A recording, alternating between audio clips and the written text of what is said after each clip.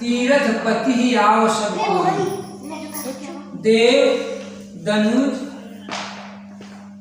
किन्नर नर श्रेणी, आवन मज्जन सकल त्रिवेणी। ठीक है ना। तो जब सूर्य मकर रेखा पर जाते हैं, विश्वत रेखा, मकर रेखा, ये तमाम है ना, ग्रह है ना ये सब, तो उस समय भगवान जब मकर संक्रांति मकर रेखा पर जाते हैं तो उस समय लोग कहाँ जाते हैं? प्रयागराज नहाने के लिए। प्रयागराज क्यों जाते हैं?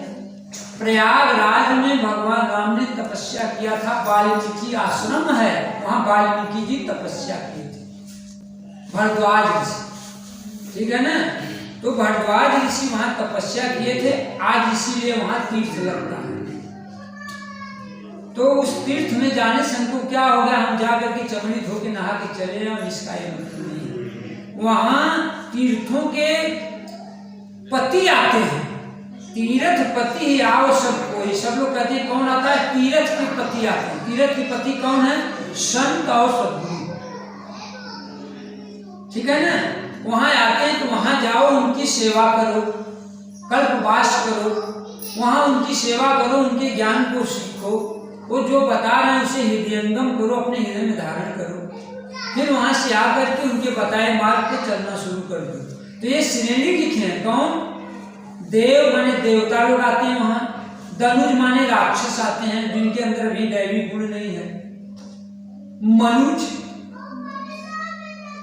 जो भगवान के पुत्र हैं, किन्नर माने हिजड़ा होता है, सब लोग आते हैं और वहां स्नान करते हैं। किसमें? ज्ञान गंगा में। वहां उपदेश सुनते हैं महापुरुषों का। ठीक है ना। और उसी में उपदेश सुन करके अपने हृदय में धारण करते हैं, फिर उस रास्ते पर चल देते हैं, भगवान के रास्ते पर चल देते हैं और एक दिन पहुंच जाते हैं। ये श्रेणियां हैं। तो वहां जाने से क्या होता है? कुछ दान पुण्य करते हैं लोग ना, जैसे द्रव्य लगाते हैं, द्रव्य में कहीं आश्रम बनवा दिए, कहीं ये बनवा दिए, वो बनवा दिए, पेड़ पौधा लगा दिए, ये द्रव्य पूजा है। साधु संतों को कपड़ा दे दिए और उनको फल फूल या भोजन करा दिए, ये द्रव्य दान है। ठीक है ना। तो वहाँ दान करने के लिए हमारी श्रद्धा बढ़ती है कि हमारे पास जो पैसा हो हम साधु संतों को दान करें, कपड़ा दान करें, वस्त्र दान करें, इस तरह से दान करते हैं। और वही दान करते करते छोटा दान करते हैं पहले, फिर धीरे धीरे बड़ा दान करते हैं, फिर वही मन का दान कर देते हैं। अब भगवान आपको मैं सब कुछ समर्पित करता हूँ, आप जानिए। तो वही मन का दान कर देते तो मन शरीर को चलाता है और शरीर से इंद्रियां जुड़ी हुई हैं। जब हमने मन दान कर दिया तो हम भगवान के अब कहे मार्ग पर चलेंगे। तो अब हम भगवान के बताए मार्ग पर चलेंगे तो उस दिन से आपकी भक्ति शुरू हो गई, शुद्र हो गई। फिर आप भजन करने लगे तो अनुभव मिलने लगा, भगवान पढ़ाने लगे, सुनाने लगे, तो ये दूसरी श्रेणी बदल गई, मतलब वैश्य श्रेणी का साधक हो गया, इंद्रियों को संयमित करने लगा, भगवान का रास्ता जान गया। तो उसके अंदर सर्वोत वेदो विधि द्राक्ष युद्धे चाप पलायन दान निष्पद भावश्च छात्री कर्म स्वभाव। दान करते हैं लोग ना, जैसे द्रव्य लगाते हैं, द्रव्य में कहीं आश्रम बनवा दिए, कहीं ये बनवा दिए, वो बनवा दिए, पेड़ पौधा लगा दिए, ये द्रव्य पूजा है। साधु संतों को कपड़ा दे दिए और उनको फल फूल या भोजन करा दिए, ये द्रव्य दान है। ठीक है ना। तो वहाँ दान करने के लिए हमारी श्रद्धा बढ़ती है कि हमारे पास जो पैसा हो हम साधु संतों को दान करें, कपड़ा दान करें, वस्त्र दान करें, इस तरह से दान करते हैं। और वही दान करते करते छोटा दान करते हैं पहले, फिर धीरे धीरे बड़ा दान करते हैं, फिर वही मन का दान कर देते हैं। अब भगवान आपको मैं सब कुछ समर्पित करता हूँ, आप जानिए। तो वही मन का दान कर देते तो मन शरीर को चलाता है और शरीर से इंद्रियां जुड़ी हुई हैं। जब हमने मन दान कर दिया तो हम भगवान के अब कहे मार्ग पर चलेंगे। तो अब हम भगवान के बताए मार्ग पर चलेंगे तो उस दिन से आपकी भक्ति शुरू हो गई, शुद्र हो गई। फिर आप भजन करने लगे तो अनुभव मिलने लगा, भगवान पढ़ाने लगे, सुनाने लगे, तो ये दूसरी श्रेणी बदल गई, मतलब वैश्य श्रेणी का साधक हो गया, इंद्रियों को संयमित करने लगा, भगवान का रास्ता जान गया। तो उसके अंदर सर्वोत वेदो विधि द्राक्ष युद्धे चाप पलायन दान निष्पद भावश्च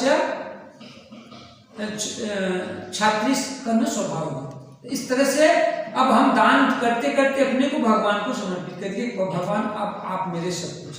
तो इस तरह से मन का दान कर दो, तो जब हम भगवान को सब कुछ दान कर दिए तो हमारा कुछ नहीं रहा, यानी उनके बताए मार्ग पर हम चलना शुरू कर दिए तो हमको भक्ति मिल गई। तो वही शूद्र से वैश्य हो जाता है और भजन करने लगा तो क्षत्रिय होगा। 6 माने काटना, 3 माने 3, काम क्रोध लोभ ये तीनों दुश्मन, इसको काट दिया तो क्षत्रिय हो गया।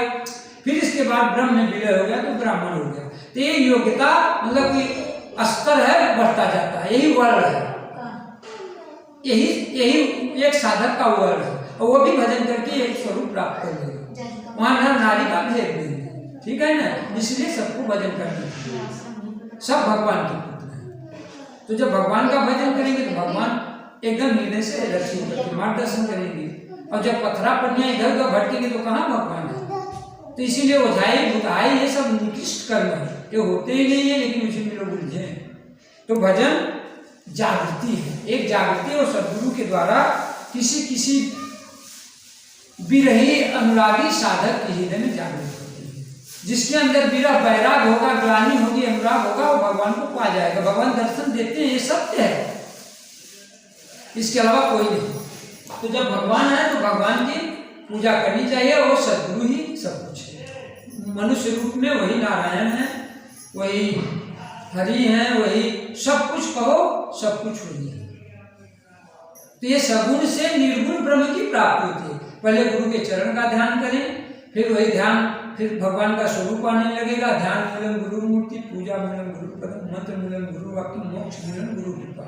यानी गुरु की कृपा से मोक्ष होता है। तो भगवान से बड़ा गुरु होते हैं, तो गुरु की पूजा करनी चाहिए, ठीक है ना। अब गुरु भवसागर से पार कर देते हैं। भवसागर माने आवागमन, जन्म मृत्यु से बचा देते हैं। तो एक भगवान की पूजा करनी चाहिए, सबको करना चाहिए, ठीक है ना। चलो अब क्या, अब जाओ प्रणाम कर लो।